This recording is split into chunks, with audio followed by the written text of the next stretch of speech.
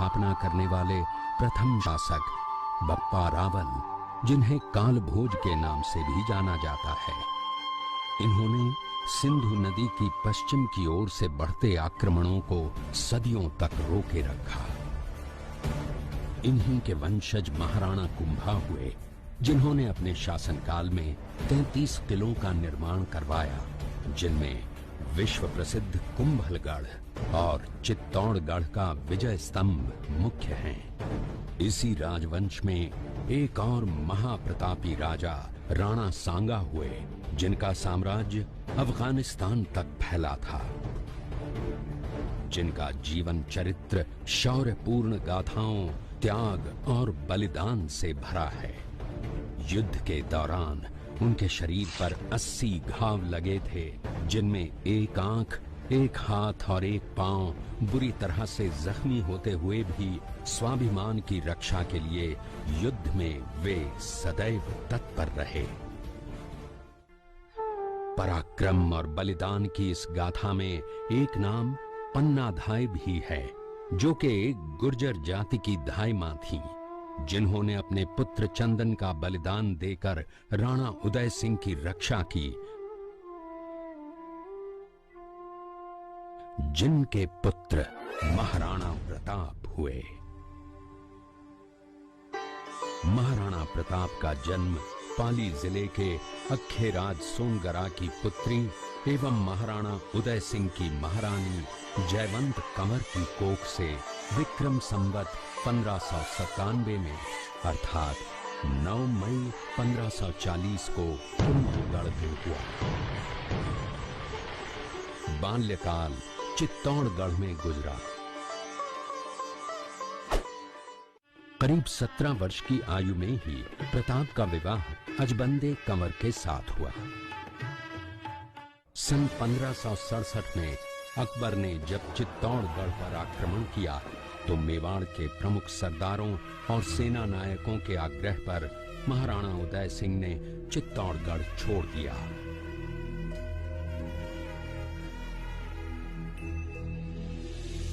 मुगलों के प्रति उनमें घृणा के भाव जागृत हो गए।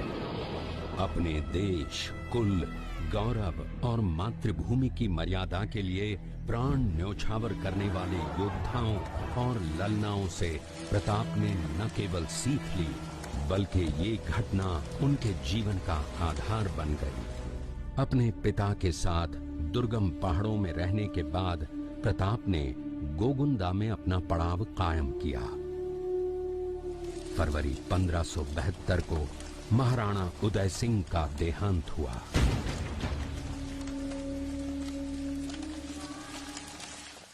प्रताप की ज्येष्ठता और योग्यता को ध्यान में रखते हुए सरदारों ने उनको राजगद्दी पर आसीन किया।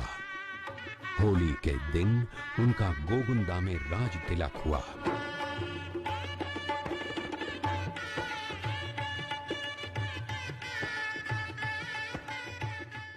उस समय तक लगभग सभी राजाओं ने मुगल सम्राट अकबर की अधीनता स्वीकार कर ली थी।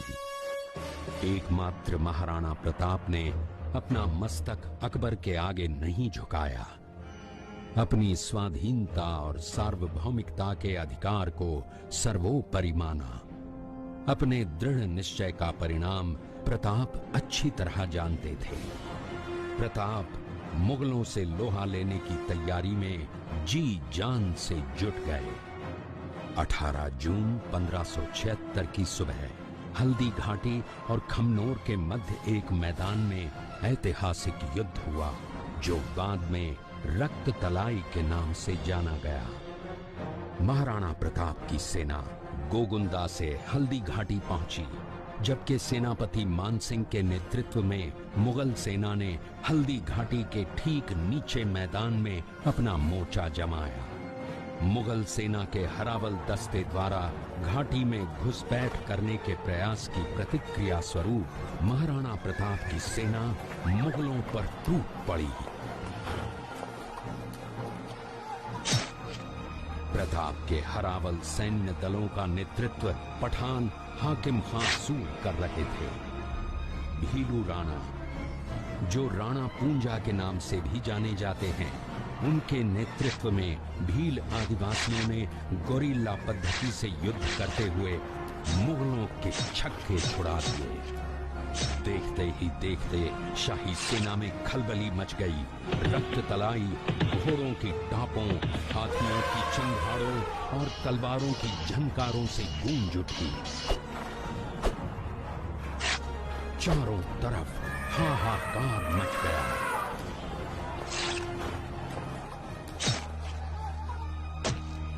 युद्ध का घटनाक्रम अचानक उस समय बदल गया जब प्रताप ने अपने घोड़े चेतक को एड़ लगाकर मानसिंह के हाथी पर चढ़ा दिया और उस पर भाले से भरपूर वार किया। मानसिंह हौदे में दुबक गया।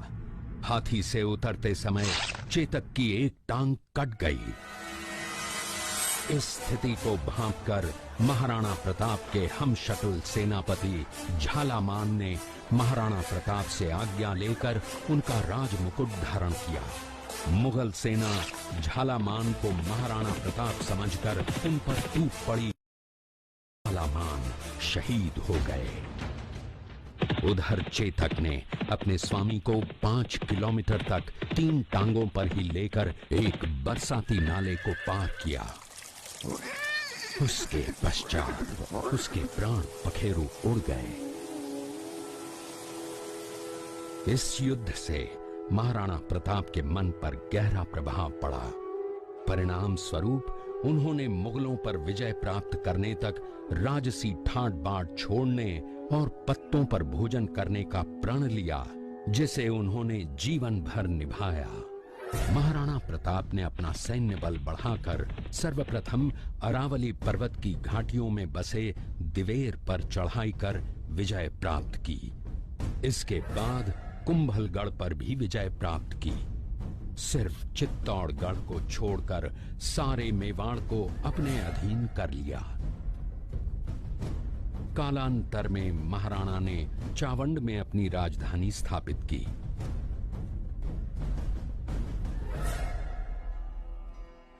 19 जनवरी 1597 को राणा प्रताप ने मात्र 57 वर्ष की आयु में इस संसार से प्रयाण किया।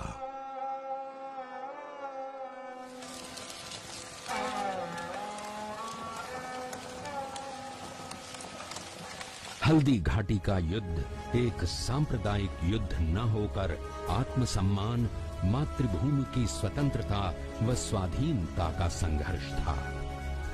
इसका प्रमाण ये है कि जहां पर अकबर की सेना के सेनापति जयपुर के राजा मानसिंह थे, वहीं पर महाराणा प्रताप की सेना के सेनापति काबुल के हाकिम खां सूर थे।